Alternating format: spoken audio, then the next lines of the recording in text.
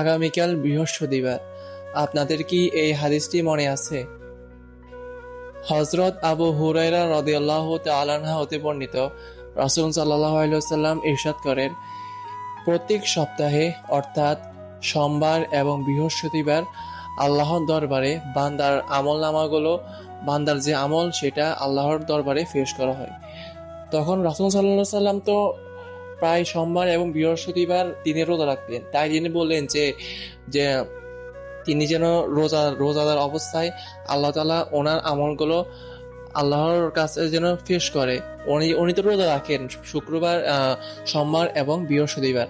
তো তিনি রাসূল সাল্লাল্লাহু আলাইহি ওয়াসাল্লাম বললেন যে আমার আমলগুলো যেন আমি রোজাদার অবস্থায় আল্লাহ তাআলা আমলগুলো পেশ করে, তিনি এমনটাই চায়।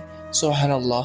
হাদিসটি কারা কারা আগে শুনছেন অবশ্যই জানিয়ে দিবেন। এন্ড আমি মাত্র শুনলাম, তাই আপনাদেরকেও আমি শেয়ার করে দিলাম। আপনারা অবশ্যই ভিডিওটা শেয়ার করে অন্যকে হাদিসটি শোনার তৌফিক দান করবেন।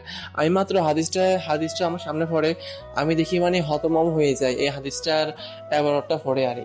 তো অবশ্যই শেয়ার করে দিবেন। আমি একটু বলতে সমস্যা হয়েছে, একটু আটকে গেছে, কেউ কিছু মনে করবেন না। হাদিসটা একেবারে অনেক গুরুত্বপূর্ণ হাদিস।